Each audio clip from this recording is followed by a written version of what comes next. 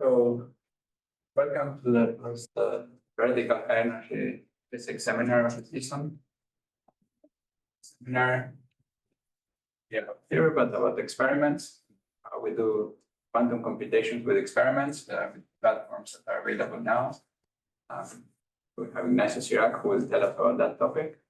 And I think he wants lots of questions from you. So ask questions.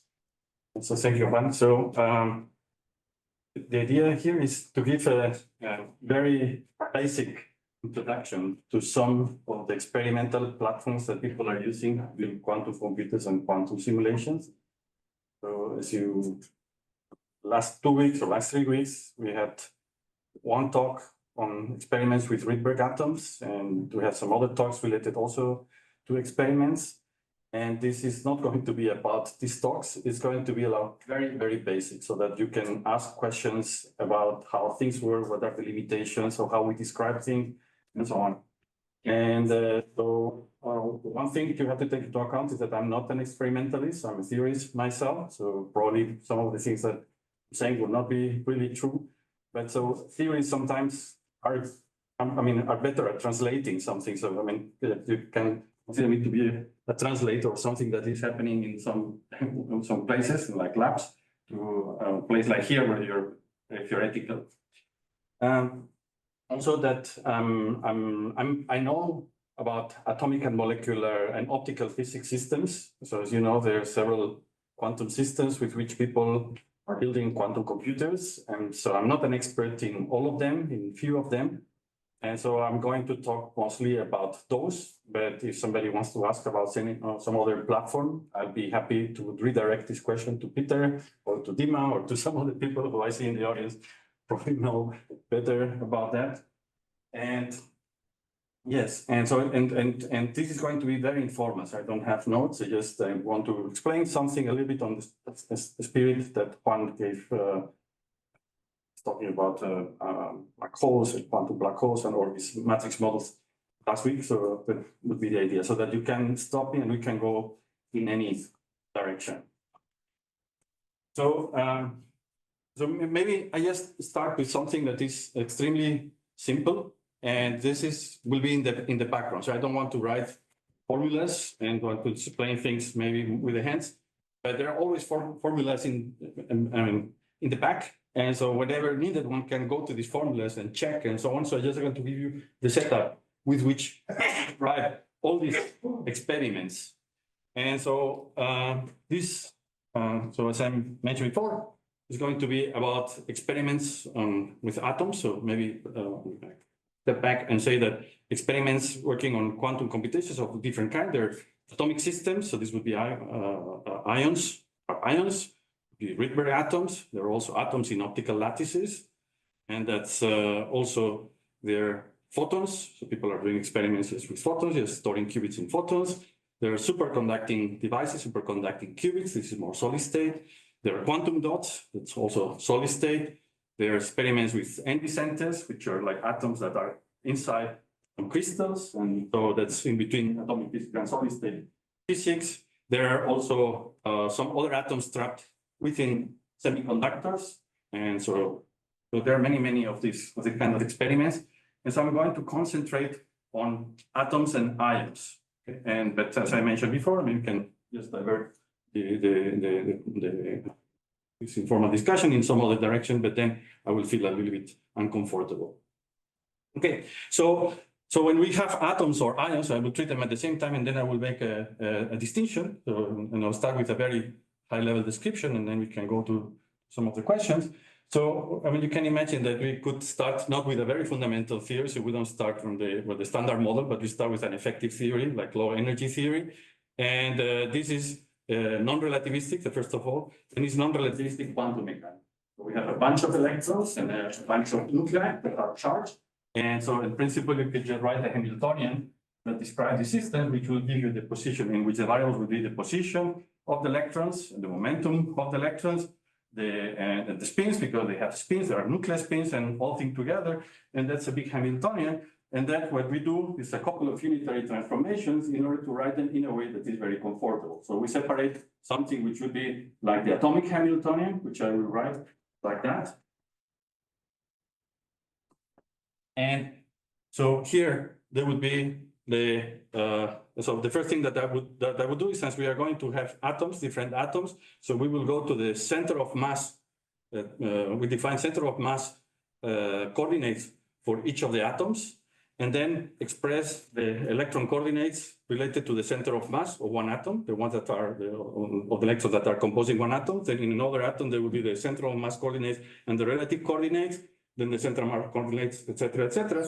So this means that it will depend on all the coordinates of this, the center of mass coordinates of all the atoms, plus all the relative coordinates of these electrons, plus all the spins and everything else.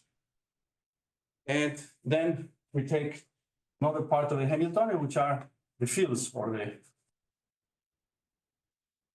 and between this field, there will be the external fields that we use in order to manipulate these atoms. So here there will be electric fields, magnetic fields, and electromagnetic fields. Now, in this part of the atoms, then what we do is that we can, in this form, we can separate what is each of atoms themselves and the center of mass motion coordinate. So here we will take one atom, and then this will be a Hamiltonian, just the atom, single atom here, write it here, just at center of at some position. And this one, you just solve it like you solve the hydrogen atom. So you have the ground state, the first excited state, electronic states, you have spin states and everything else. It will be a little bit more complicated because these are not hydrogen atoms. So they are typically alkali or earth alkali atoms, so the first columns of the periodic table. So, but they have just one valence electron or two valence electron, and everything will be here. So from here, you will have the structure that we learn like in quantum mechanics with all the levels and with the quantum numbers, and everything is included here. And now each of the levels will be degenerate because we have different quantum numbers, we have spins and everything like that, which I will not mention so far. But what is important is that there is one electronic ground level, and that's the one that is very interesting to store our qubits, because if you leave a qubit here, then it will stay there forever, basically. Whereas if you store one qubit in some excited state, then because of interaction with the electromagnetic field, it will decay, and so we have finite life. So what we do typically is to use these levels in order to store a qubit.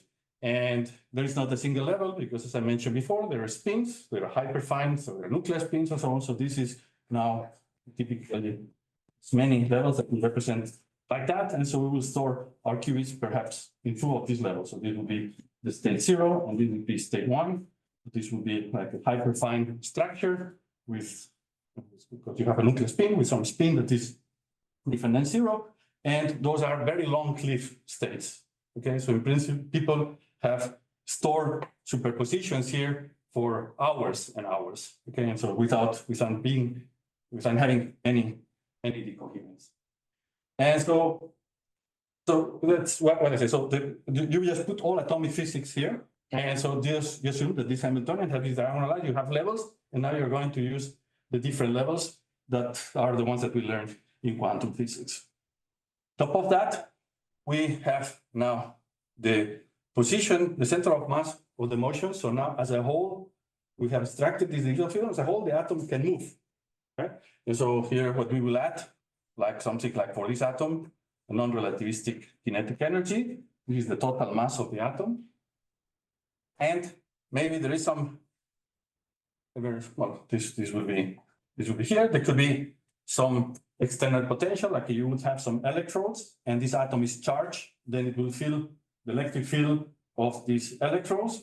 And so, for example, if you have certain electric field, which have some structure in space that would correspond to harmonic oscillator, this would create a harmonic oscillator for the center of mass motion of your ion in that case. And so you will have something like a term from here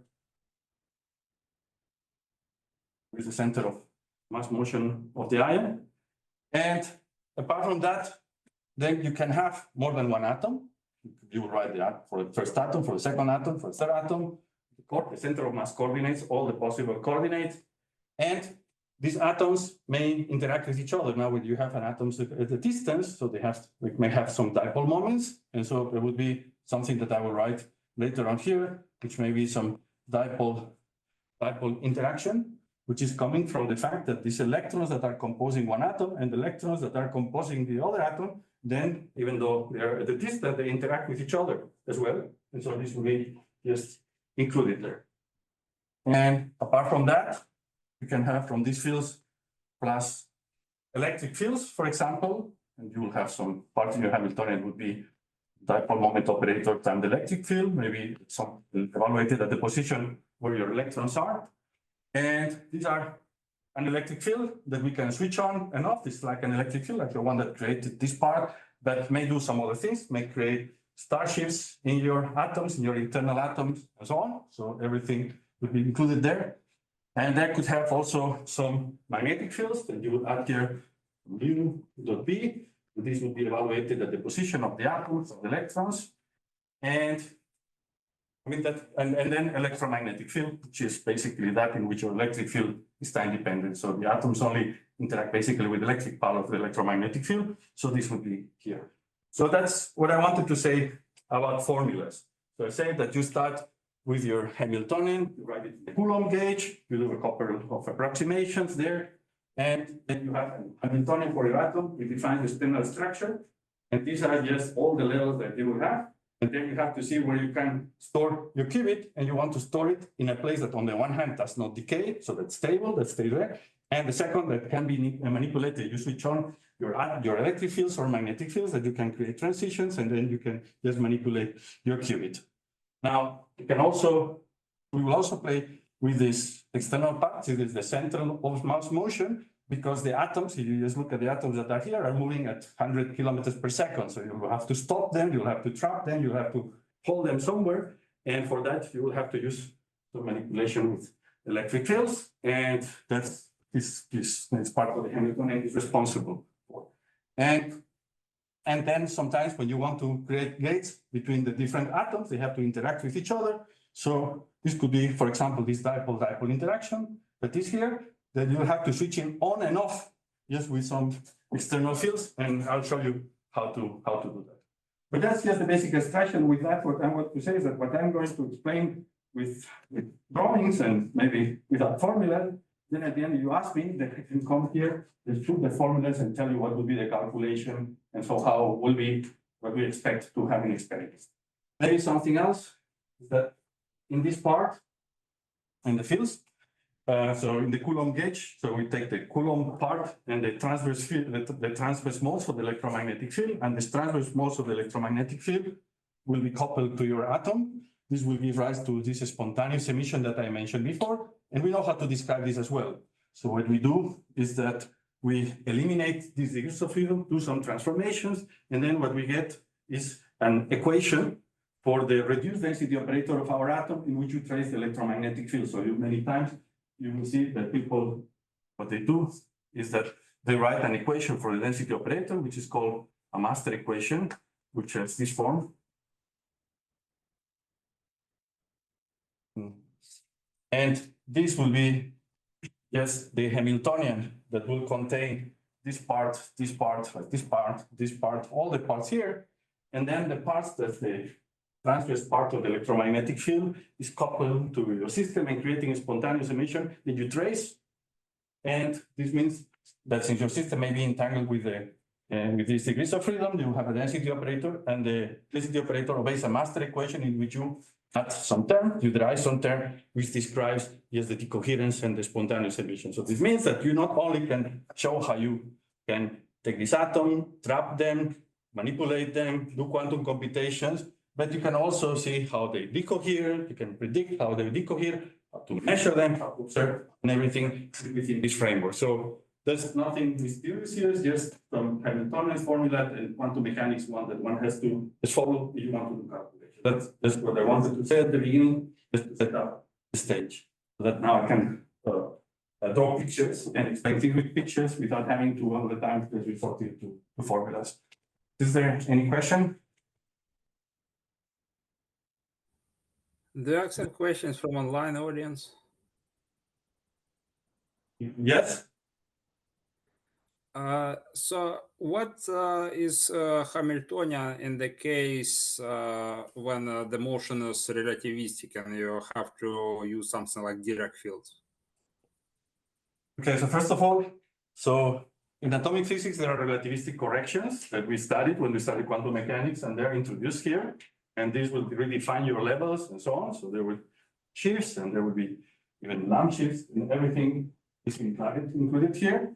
And the second is that these atoms never move at relativistic speeds. So the motion of these atoms even at room temperature is very, very small as compared to the speed of light. So you would like now to include corrections, relativistic corrections to the center of mass motion, then there will be always an order of magnitude smaller than any other term that appears here, so you can safely neglect it. So that's why we don't treat relativistic motion of these atoms in these systems. But in principle, you could do that. I mean, there's a theory very well established, and so one could do that, but we don't need to do it here.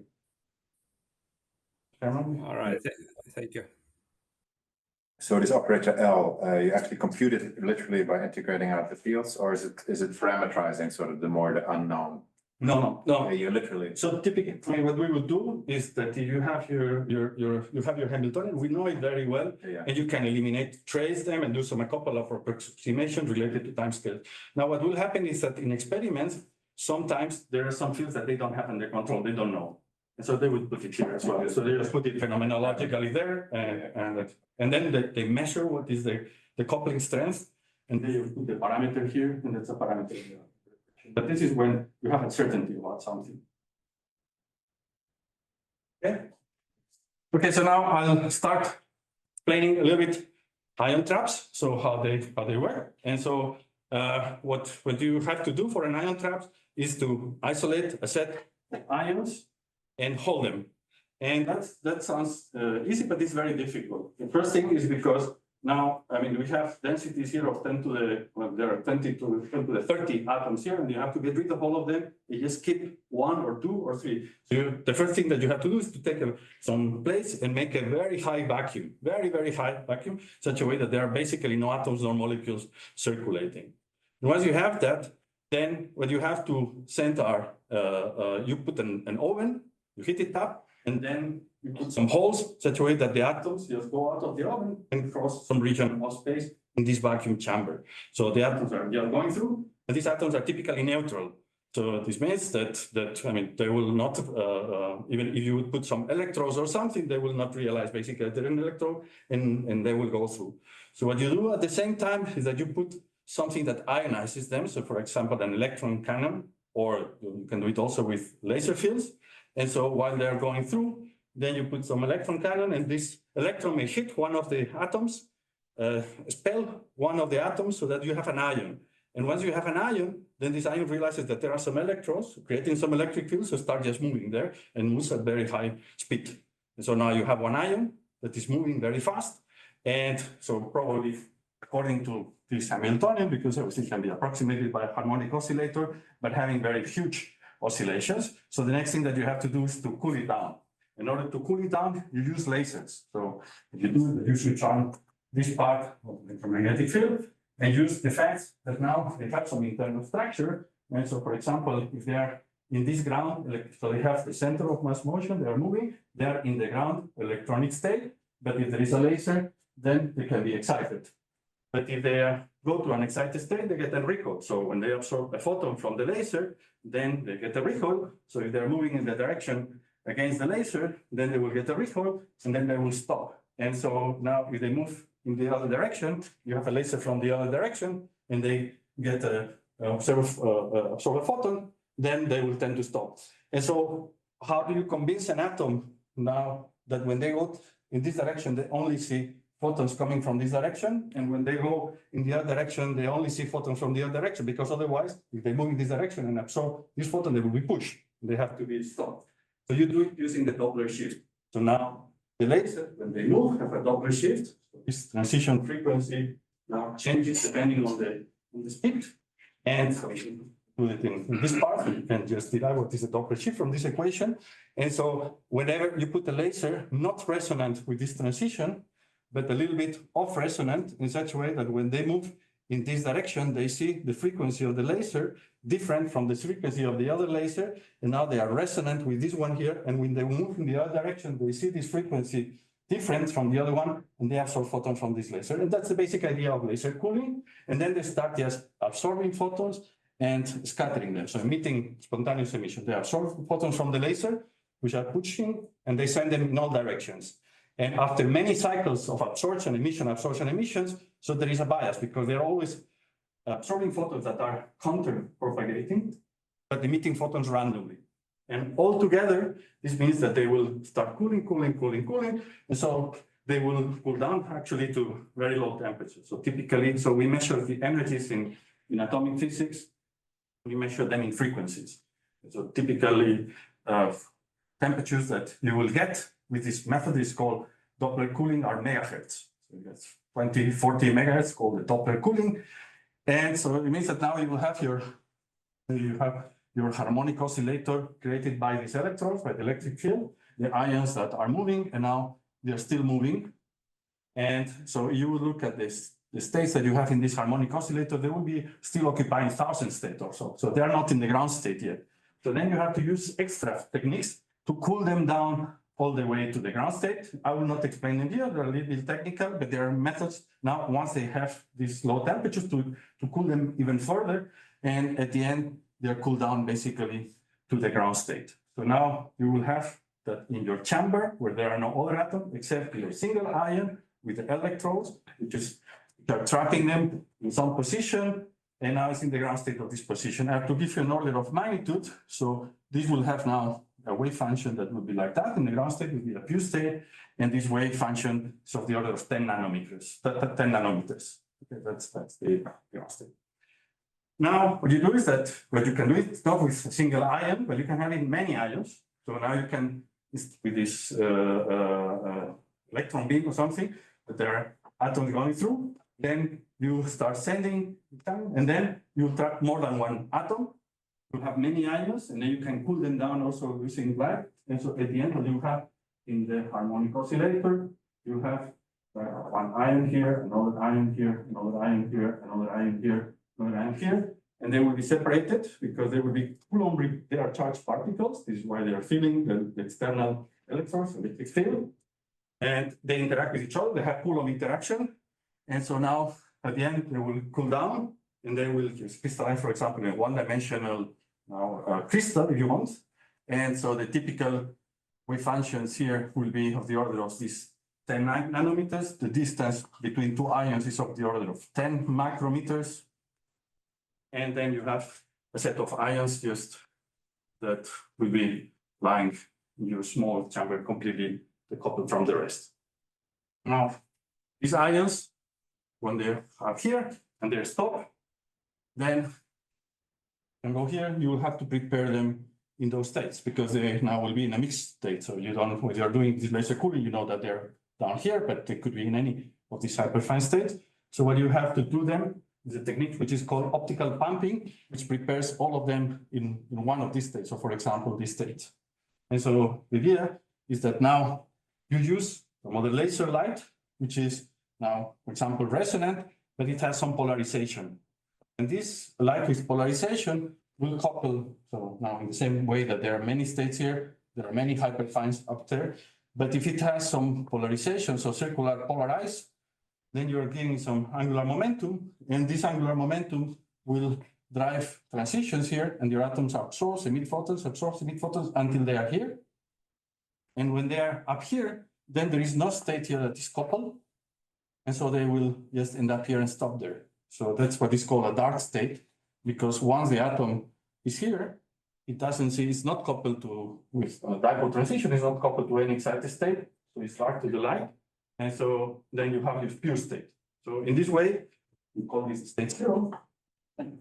We do with all of them at the same time, so we'll end up with all the atoms in the zero state. Ions in the zero state. Does it matter if you choose higher energy one or lower energy one? No, it doesn't matter. Then you can just couple. And now the next two trivial steps here is if you would like to do a single qubit gate, then the only thing that you will have to do is to couple this level to this level. And so this can be done with radio frequency, right? Because this is 1 gigahertz, more or less, 10 gigahertz, 5 gigahertz, this is this order of magnitude. So you take radio frequency fields, then you can couple this state to this state, and then induce transitions. And so starting from state 1, you can start with the state 0, create linear superpositions, 0, 1, and so on. And these are your single qubit gates. The only problem with radio frequencies is that they have a wavelength which is a centimeter. So this separation is 10 micrometers. You will address all of them at the same time. So you want to address one by one, you have to use a trick. This is called Raman transitions. So what you do is to use now a laser that has a wavelength which is much smaller, so of the order of half a micrometer or so. And then you couple with the laser this state to some excited state. And then you take another laser that couples this state to this state. And then you do it actually without being off resonance. So what you have is a second order process, like a perturbation theory in second order, in which you virtually go to the excited state and then come to the ground state. And this is equivalent. So you absorb a photon from one laser and emit a photon in the other laser. And this just compensates the energy difference of these two. This is what is called a Raman transition. And it's equivalent to a way of driving from state 0 to 1 directly, going virtually through this exact level. And the advantage is that now these lasers are optical, so have optical lens, you can focus them. So this means that at the end you can focus to this one, or to this one, or to this one. And in each of them, then you can just do single qubit operations. Okay, so we have these ions, we have qubits, we have single qubit operations, which are just driven with external lasers, just turning on and off depending on what you want to do on the different ion. Now the next part is how you observe. And I have a question. So here, if you turn on the frequency, it to generate a transition from 0 to 1, but also 1 to 0. Yeah. Could we turn on just the one direction? Sorry, two. Could we just turn on like just a 0 to 1 rather than? Well, you can play because you can go from 1 to 0, from 0 to 1. You will create what are called RAV oscillation. Yeah. You can also maybe couple, not with the second laser, and so you can have virtual transitions that go from state 0 to the state 0 again, and so this will add a phase. So in this way, you can put a phase if you're in the state 0. So there's like a single qubit gate. We just transform the state 0 to pi to -0, and 1 doesn't touch it. So just playing with lasers, then you can do. Oh, yeah, but my question is like, if you turn on the Q frequency at the same time, Yes. then you will have amplitude from 0 to 1, but also amplitude from 1 to 0. right. So So would you just turn on one way? no, because it has to be Hermitian. Oh, okay. It's a very possible thing. But there are lasers with tunable frequencies that you. Yes, exactly. So the lasers you can tune the frequencies very, very precisely because we have atomic clocks. You can have errors smaller than a hertz in a laser frequency. And then you can also choose the polarization. And so the polarization will tell you where you couple and how you select where to go from where to go. And it's really simple with these systems. And with that, like a Lego, you just tell me, where do you want from here? What is the unitary transformation that you want to do? You switch on the laser with the right polarization, the right frequencies, and then you can do everything that you want in the whole manifold of hyperfine levels. The question is for reference. There are two small temperatures that we're drilling to. One was using laser cooling, and then we use some extra techniques. What are their values? Like, I guess it's megahertz or Kelvin. Okay, so I say that you have something like millikelvin when you do laser cooling, and when you do these other ways of cooling, then you would go to something which would be, I don't know, something like nanokelvin. But this doesn't matter because there is a 0-point energy here. And so what matters is what is the probability that you're in the ground state. So what is the overlap of your whole state with the ground state? And that's what we call the fidelity. And so in these experiments, they start with 99 or 99.9%. And for some of the gates that are used, so you don't even require to be in exactly the ground state, as I will show you in a second. So it doesn't matter if you're not exact ground state and you're just moving a little bit, the gate will work. For example, all these gates that are here, I mean, can be performed even if the atoms is moving with very precise. The only thing, I mean, there are some details, like for example, whenever you observe a laser photon, you get a recoil. Okay, so you entangle your, let's say, your internal degrees of freedom with external degrees of freedom because you get a recoil. And so what you do is that since you have two photons, then one photon will give you a recoil, and the other one, when you emit a photon, then you get a recoil back. So at the end, nothing happens, and that's why it doesn't matter when you have these Raman transitions. The recoil doesn't matter at all. So there are many details like that, and everything is in these formulas. So everything is contained in these formulas, and the experimentalists have to be clever enough in order to choose the direction of the laser and so on, in order to cancel the recoils and to cancel everything, such a way that at the end they don't entangle the qubit with anything else. These are around. You mentioned the word fidelity in terms of the overlap with the ground state. Is that one of the limiting factors at this point? No, not really, because the gates will be independent. Well, can be kind of independent of the temperatures. I'll show you in a second. And so the idea is that so the first proposals for ion traps, they require to be in the ground state. So the fidelity of some gate would be limited by the fidelity of your initial state. But now there are some other methods that don't depend on that. And so it can beat that. And so at the end, I mean, it's okay if it's something like 20%, 30%, doesn't matter. It doesn't have to be all the way in the ground state. That means the additional energy is just the kinetic motion, Yeah, just can have some okay. kinetic motion. and you have to avoid the chemical motion coupled with some higher energy level of this one, right? Yes, but they are decoupled. So They're decoupled, the motion, Yeah. so let's say the motion is independent of your internal level. Yeah, So the fact that you have a charged particle is not coupled to the charge. Yeah. So this is why they, in this, I mean, this, I have to say that these ions are using atomic clocks. Okay, so this is where they develop all the technology. They really would like to have coherence for very long times in order to measure time very well. And that's why this is very well developed. Okay, so there are two ingredients still that I'm missing. And so we'll briefly talk. So first is how do you detect them? And second is how you do the 2 qubit gates, because 1 qubit gate is very trivial. And you know that once we can do detection, preparation, and 2 qubit gates, then we have a universal quantum computer just by composing. So now I'll talk briefly about the detection, which is very simple. In all atomic systems is the same. So the idea is that you would like, let me amplify maybe this drawing. So let me do here. So we have all these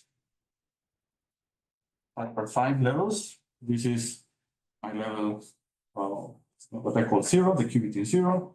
That's the qubit number 1. And now you go to electronic excited state. So this is like the n equal 1 for hydrogen. There is an n equal 2, the n equal 3, and so on. You go to n equal 2, then there will be so many of those guys, and there are L and P levels and so on, atomic physics. And so you just have to find one level, which is somewhere here, which has the property that if you excite to that level from this level, it can only decay back to this level here.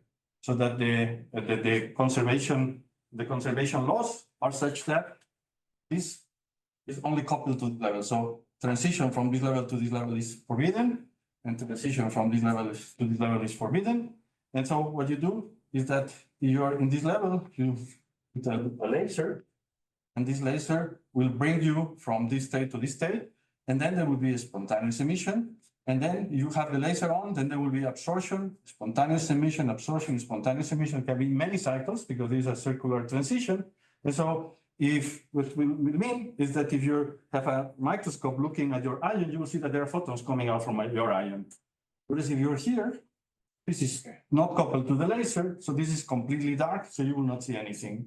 This means that if you would make a picture of your ions with a microscope, because the distances are short, using just the laser that I told you before, then some of them will be black, some of them will be color, and the ones that are like that you see light coming out, they are in 1, and the ones that are not light is 0. And so that's what is called a quantum jump techniques, or many names. And this gives measurement fidelity. So people have measured with 99.99 probability. So meaning that if I give you here, then it's this probability that I tell you that you're in 1. If you're here, there's the probability that I tell you that you're in 6. So that's a very established technique. So the one state is forbidden because of some selection rule? Yeah, selection rules. So, for example, with some dipole moments and so on, and you choose polarizations, and with that, you just make sure that this works in practice. And so now I explain the qubit gate for the system, and I mean, there are like 20 versions of the qubit gate. I will tell you what is the simplest, let's say, to understand. And the idea is that, Backing up, so I understand one is just a state, but the 0 is like going back and forth between two states? No, the 0 here, yes, is going back and forth between these two states, right? So absorbing, emitting, but it's absorbing photons from the laser and emitting photons in all directions, scattering photons, you'll see light. Sure. Can that really maintain a coherence between 1 and 0? No, this is a measurement. So the coherence is low because you have projected from the state. So you want to make a projective measurement on that state. And so you stop this laser and you have seen photons, and you know that the state after the measurement will be exactly 1. So this is what we call a projective measurement. Okay. And if you don't see any photon, then you have projected into the state 0. Okay. And so now, I mean, one detail is that these experiments, they have to see these photons. And so how many photons do you emit? You emit of the order of 10 to the 6 per second. And so you have to make sure that you detect at least one. They are emitted in all directions. You're waiting here. So you have to come one in this direction. There is some solid angle. So it takes some time in order to record and to know that they have emitted a photon. And so in this atomic physics, for example, what happens is that this is relatively slow. So they emit 10 to the 6 per second. And they have to emit maybe to the 3, to the 4, so that you measure a couple of them and you're sure. And so this gives you a long time scale as compared to some other scales. And that's one of the bottlenecks of these atomic systems, that these measurements are relatively slow as compared to some other of the mechanisms that occur there. So since you brought up time, I mean, how long does it take to set up this whole qubit? So I don't know. So many steps involved. How long? seconds, Peter, something like that. Yeah, seconds. But once you have upload your ions there, they can stay there for relatively long. So the problem, I mean, relatively long is not 1 year, probably hours or something like that. And the reason is because you cannot make a perfect vacuum. So there are always some molecules that are there. And at some point, there will be one molecule with a huge kinetic energy that will collide with one of your ion, and then your ion will disappear. And so this gives you some lifetime for your experiments of this kind. And then, I mean, then you should reload another one and so on. And for some other atomic systems, that's better because they can reload faster You have to worry about transitions among these low energy levels, or is well, these transitions among these lower levels will be only driven by black body radiation or something like that. So if there's black body radiation, then there will be some transitions. But you either shield from black body radiation or cool down your system, or even this at gigahertz, there are very few photons, so they will happen at much longer time scale. Otherwise, they will stay like that. If there is also some magnetic field or some radio frequency field, so if there is a telecom station which is shining and you don't isolate your system, you will have transitions. So they have to isolate those systems from external electric and magnetic fields, but they do it very well with what's called shielding by the cameras. So the lifetime of this transition between these two is actually much longer than the lifetime you talk about, like a random molecule give you collision. So it depends on the vacuum. So now depends on your budget. So you have a big budget and you will make a huge vacuum, and then they will stay there for a long time, but maybe it's not worth to use that because you don't want it to be. I mean, people trap this for 12 hours or days, even in ions, or maybe even for longer. But in a typical experiment with the vacuum, I guess that it's hours. Something maybe 60 minutes, or it depends on the vacuum that you experiment. And what you just said there is like I measure the strength of the emitted photon to measure like the probability on the zeros. No, you just detect photons. So you have a photo detector. You have it's an equipment that makes click. Okay, click every time that there is a photon on your computer, is a click, and then you just count clicks, and whenever you count 1 or 2, then 3, then you're sure that it's here, and then you stop, and that's it. Maybe you don't hear any click in some time, then you know that it's here. And so what can happen is that first, I mean, there is some possibility of some forbidden transition from this state to the state 0. This will give you an error. Or maybe you didn't wait enough, and so you're statistically you're very unlucky, and so this gives you this 99.99 probability of. Well, but if the state is at some like a superposition of 0 plus 1, then you only have some non-zero probability to get the Sure. the photon. Sure. I mean, this is quantum mechanics. So you have a Yeah, yeah. superposition, you measure a projective measurement, you will obtain some outcome, certain probability that will depend on your superposition, and the state after the measurement would be compatible with the outcome of your measurement. Okay, I see. But that's what you want. You want to. Yeah. I have a question. You mentioned this can be quite slow, the imaging. How slow is it? Yeah, well, it takes typically 10 milliseconds, second, but it can improve. So you, for example, take a big lens, collect more photons, then it will improve. But there is a limitation which is cannot be faster than the rate at which we emit photons from the excited state, which is typically microsecond or something like that. The physical limitation. Can put a cavity. You have a cavity, you can enhance the emission rate and so on, but this would make it much more complicated. Sorry, does that notion of dark state depend on the motional state? Because, for example, in the theory of quantum energy, when they consider laser cooling, the notion of dark state actually depends on the motional state there. No, dark states can be dark states of motion, but these are dark states of internal states. So this is not related to the dark states that people find in laser cooling.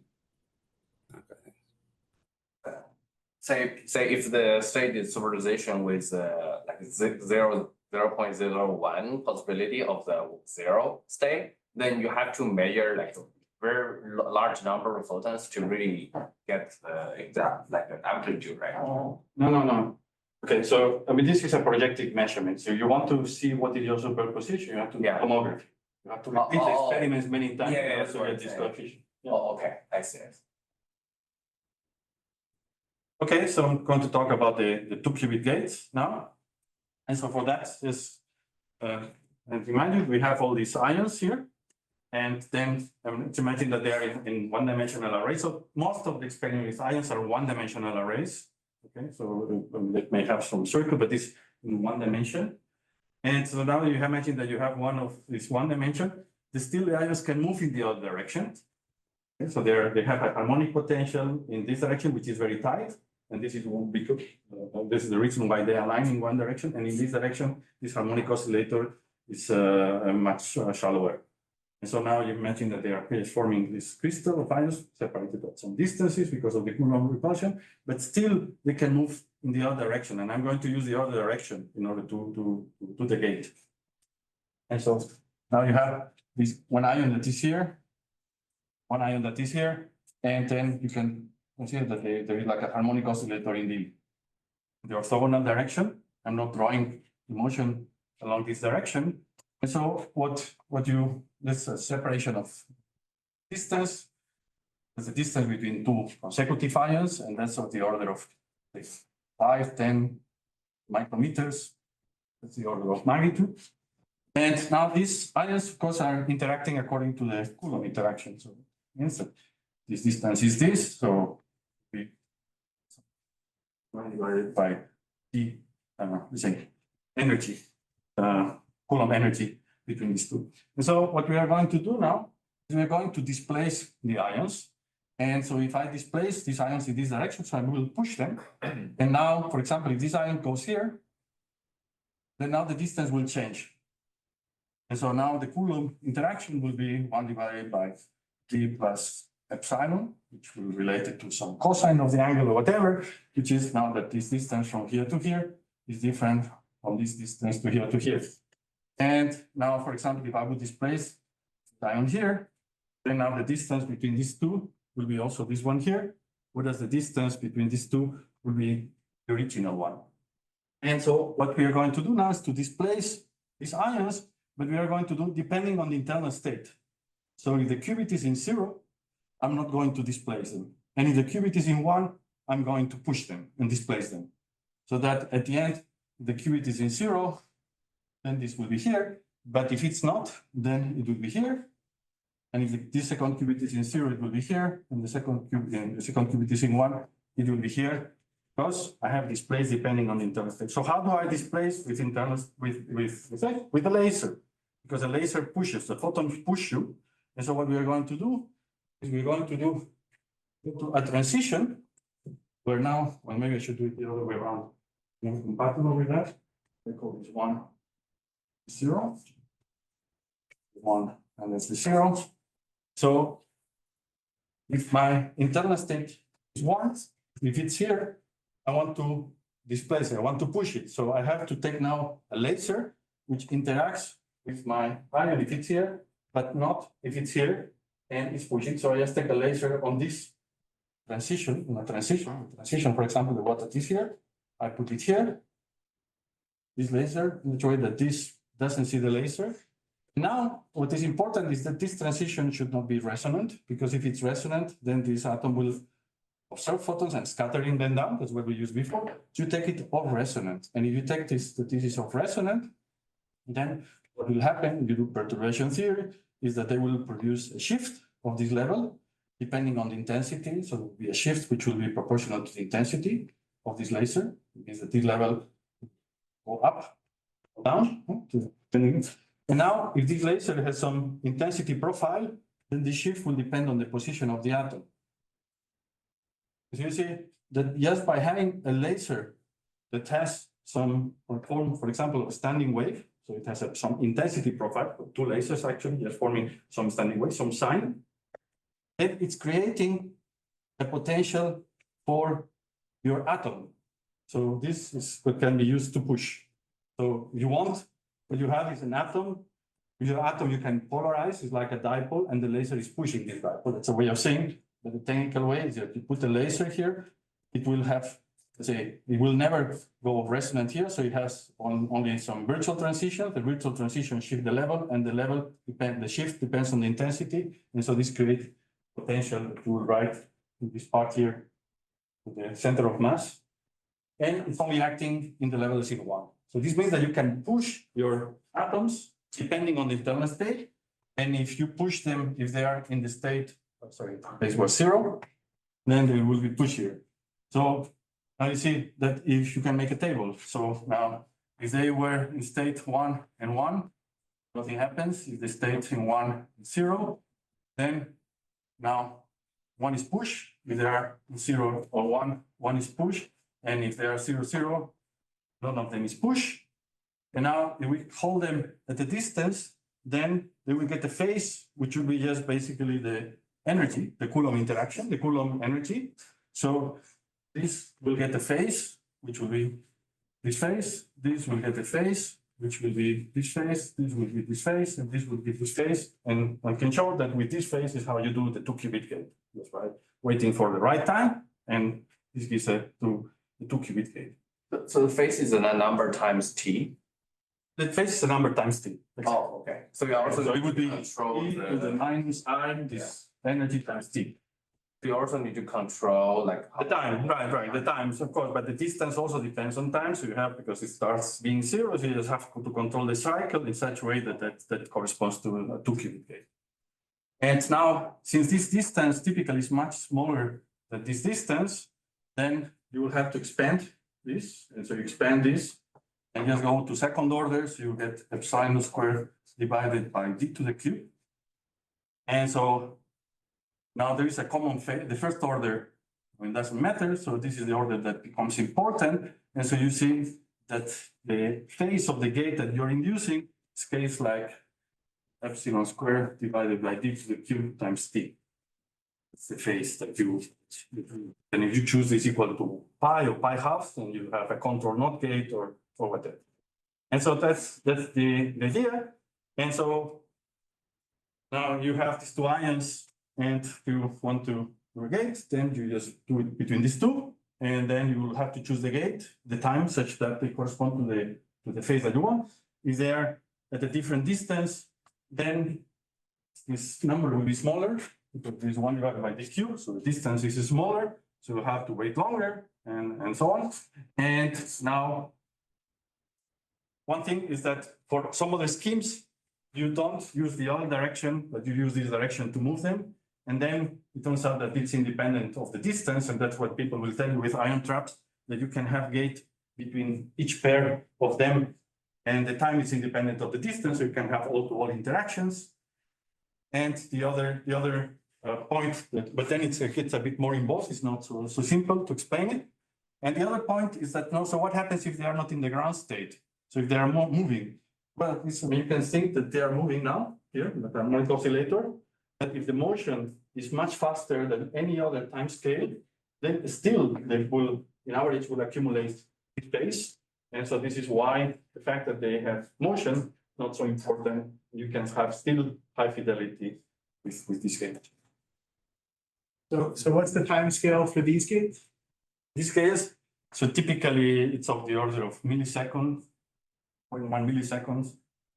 Depends on the distance. So you put the ions very close to each other, then it can be faster because it scales like the distance to the cube. I have a question over here. So you want this to be a virtual excitation. This means the frequency you drive in this direction is not the difference of that, right? But why that does not excite the one state? Because they are very close. I mean. Oh no, these are 10 gigahertz, well, 1 gigahertz. Yeah. But there could be also virtual excitation for the one I mean, state. there might be some other levels here, Oh, yeah. but these are different different. You there, make sure that there is no level on resonance. But for virtual excitation, doesn't matter. Yeah, but then it will scale by 1 divided by the tuning that you have here. Mm-hmm. And so if the tuning is very large, then in the time scales it would be small. Oh. So I mean, you play with the fact that here are different time scales. So there is this time scale or this frequency, which is gigahertz. Now we're talking about kilohertz time scales for the gates and so on. And still, since everything is coherent, everything can be undone. So I mean, at the end, if you would have that this one of these errors, I mean, this produces errors, you can do some echoes, you can change something, do it backwards, and then you can cancel all the errors. So all these errors that will occur here, because things, I mean, are not perfect, can be kind of corrected without error correction. The ones that are caused by decoherence are the ones that require error correction. And you also do the something. Yes, because if you have a control node, then you apply a control node like that, a control node like that, a control node like that, there's a swap gate. So you can just, now you have this gate plus single qubit operation, then you can just create the universal quantum computations. So maybe something about numbers. So people typically reach up to 50 ions. So Rainer Blatt in Innsbruck has of the order 50 ions. Continuum has done experiments with 30 ions. Chris Monroe in IonQ have also of the order of 30 ions. The gate fidelities, 2 qubit fidelities, so typically are, well, the best ones, the state of the art would be like 99.9 or maybe 99.99. However, they are done only with, let's say, 2 ions. So they don't take many ions and just do 1 2 qubit gate there. So they take 2 ions, and for this one, they can do very good gate fidelity. So in an experiment where you have everything together, where you have many ions, you do 2 qubit gates, single qubit gates, so the fidelities are of the order, all of them, 99 point something, 95, 99, that's the order of magnitude. And that's not true for other atomic systems. So I mentioned at the beginning that that's trap ions, then there is Rydberg atoms, and for Rydberg atoms, I mean, it works in a kind of similar way to this one here. And there, the numbers are a little bit better now, because they're able to trap now not only 50, they can use 2 dimensions. That's a big advantage, that they can work in 2 dimensions. And so they have something like 300 of these atoms. Now, also trapped individually, they are trapped, they are neutral, so they are not with electrodes, so they use tweezers, they use lasers in order to trap them. They have something like 10 by 10 or 20 by 20, this order of magnitude is 400. And there, so Misha Luki, who was here last week, they already have proven, let's say, a setup where they can have everything at the 99.9%. That's what is really encouraged the kind of experiment. That's just want to say that I looked at the Quantinum H2, 56 qubits, and the single qubit gate fidelity is 99.997. The 2-qubit fidelity is 99.87. Okay, that's the state of the art then in ions. And Oh, okay, I have one more question. So when you like focus two lasers to two ions, but when you change the location, it also changes location relative to other ions, right? So would that arrow be corrected or it can be ignored? okay, so what happens in these ion traps is that whenever you do a gate between two ions, you Yeah. check a little bit the other ones. You're right. So you would move this a little bit here, then you will check. And so in the other gates, this also happens. So what they have in continuum, for example, is some other ion of a different species or some other atom that they use for cooling. So since now they're trapped in this harmonic oscillator, they're coupled to each other electrically. So if they would cool this ion just with laser cooling, with the method that I told you before, they will cool all of them. Because they have common modes, so they move, so they're by cooling one. And the problem is that because if this ion would have the same transition frequencies and laser that these ions, this would be very bad because the photons that by cooling they emit and absorb photon, they could be reabsorbed by the other one. So what they use different species that have a completely different frequencies, and therefore there is no interference. So they have some cooling ions to sympathetically cool. They have also some regions where they can move. These ions can be moving continuum, so they move them and then they bring them to some region, then they bring them to them, they put them together, and in some places they cool them. So now it can be done on the. Oh, yeah, but what I'm asking is, for example, you move this two up, but then the one to the one next to its left will also change the distance, right? No. So these ions, I mean, you can see this ion will move. If you move up, right, then that one will have a different distance to the left one. So this distance is of the order of 5 micrometers. So you order a few nanometers. Yeah, yes, but the distance to left and to the right are the same. Distance to Yeah, to that one. So what I'm saying, yeah. So when you move this up, Yes. then then the Coulomb potential between this one and the one to the left will also change. Will have to be a phase, right? But don't That can oh, be this one fixed by a single qubit gate on one of the two. So you do this 2-qubit gate and then you would fix the effect you're describing by 2 single qubit gates. Too simple. Oh, okay. Okay, I see. The gates are only between the neighboring ions, Yeah, No, in these ion traps, with this method that I mentioned here, that is simple to understand, you could do between distant ions, not only near. The only problem is that you'll see the phase that will accumulate will depend on the distance to the cube. So if they're far away, it will take much longer time. And that's bad because you want to do things as fast as possible. So that's why that's not what is used in practice. There are some other, if you want to have all walls, so you would like to do 2-qubit gates between all of them, you would not use this method, you use some other method that you push them in this direction and you use the center of mass mode, the whole idea. And that's what the threshold for error correction, so that error correction works. Yes. How much fidelity do you need? Yes, okay, so maybe for fault tolerant error correction, then you have several requirements, but there are 3 that they are very important. So the first is that your error per gate is below some threshold, that's what you're asking. And so this depends on the error correcting code, but rule of the thumb is 99%, this would be the fidelity that you have to get in order to be able to apply this fault tolerant error correction. Okay, so 99.9 is already. 99.9 is very good. Okay. But you have to have another condition. Your condition is that this number, this experimental fidelity that you have should be independent of your size. So you make your system bigger and bigger and bigger and bigger, then if you do a 2-qubit gate, still will have to have 99.9. And that's very difficult in practice and depend in some. So, here actually it's not that bad, but you see that if you're starting just doing something on this one and on this one, there is always a tail of your laser, which may reach the next one. Maybe there is some crosstalk, and then these things accumulate and make that the bigger the system, then this is not constant. And so that's, I would say that one of the most important problems of fault tolerant error correction, because that's not enough that you prove it with 2 ions or with 2 qubits, you have to prove it with 1,000,000 qubits at the same time.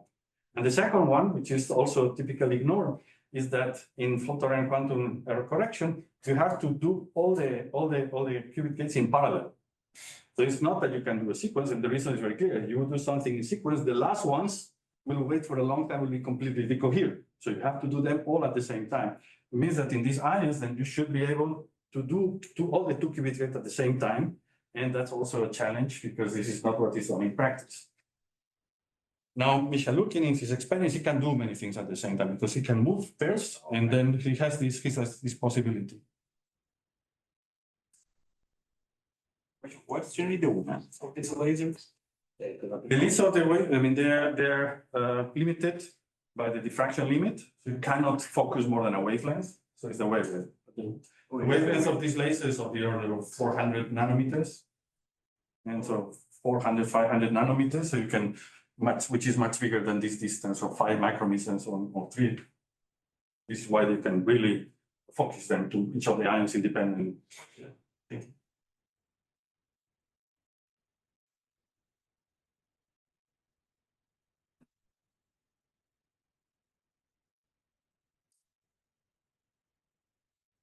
Okay.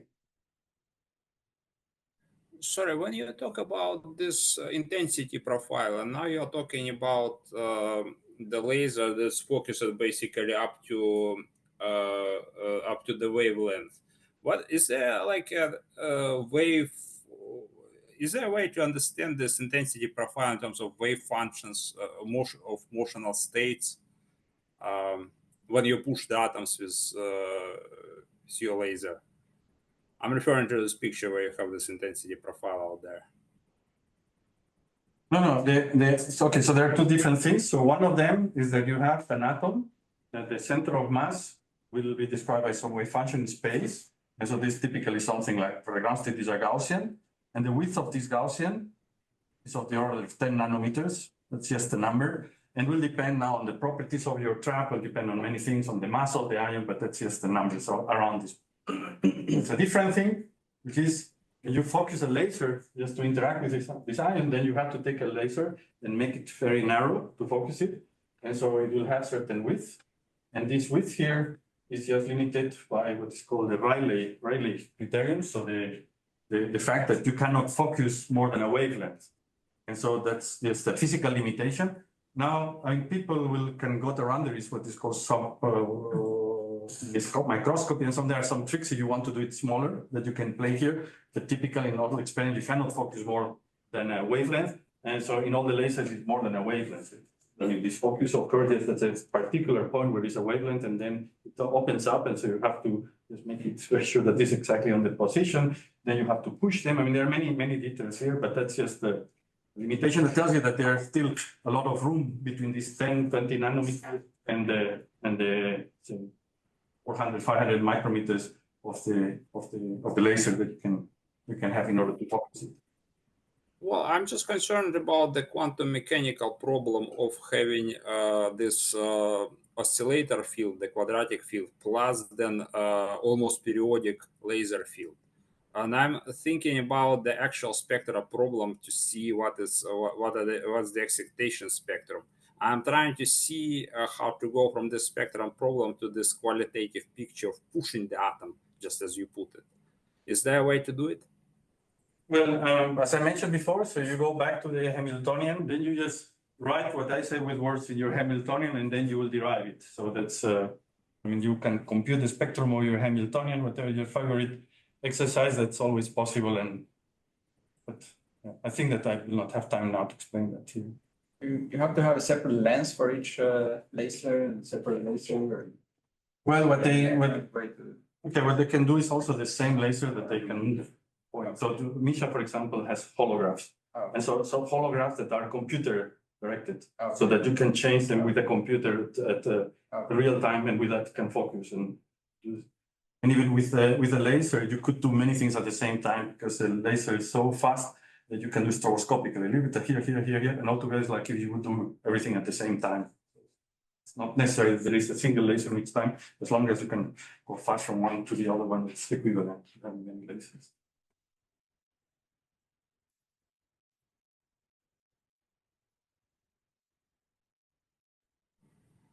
Sorry, can you go to more details about that recoil cancellation? I think we'll discuss that at the end. Maybe we can Oh, go okay, on sorry. some other. Yes. Okay, so Yeah, maybe perhaps the superconducting qubits. If it works, how that works. yes. So yes, well, superconducting. One thing that seems to have been missed is, I know how to implement a 2-qubit gate. How do you connect?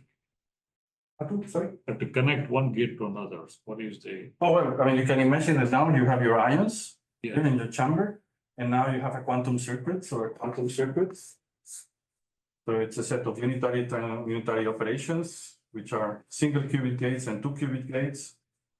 Right? So somebody comes with a problem, and transforms the gate, and then you just give me this gate, and the computer will tell you that you have to switch on a laser, these two lasers, for some time according to that to this gate.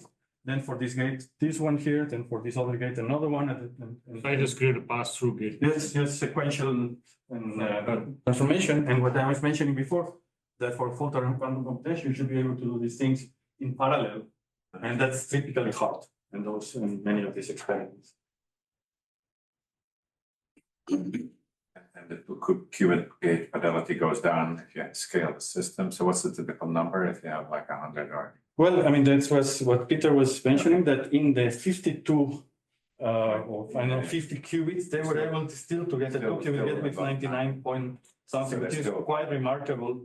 Because in many of these systems, as you make them bigger and bigger and bigger, and this is why people talk about separating them. So to have like 100 qubits here, another 100 qubits here, other 100 that you can do, but there will be only errors within one of them, and then communicating them. Different platforms. Yeah, but is there like a rough estimate of how like this fidelity would get worse with N? Well, in trap ions, I think that there will be a real limitation. So 200 ions, have all these 100 ions on a line, so it will get, I would say, I mean, I don't know, but I would say it would get very low. If you have 100 or 1,000 ions and you would do a 2-qubit gate, or the way that they're using some center of mass mode. And in this center of mass mode, and you have to be very careful because every time that you do something in 2 ions, you're moving all of them at the same time. And so this is maybe an issue. If you would have some other geometry, like a 2-dimensional geometry, this may work better. Now with Rydberg atoms, I mean, it's the fact that they can just move them and even bring them somewhere as the Dua gate and bring them back very fast means that the scaling would be good, so it would not be that bad.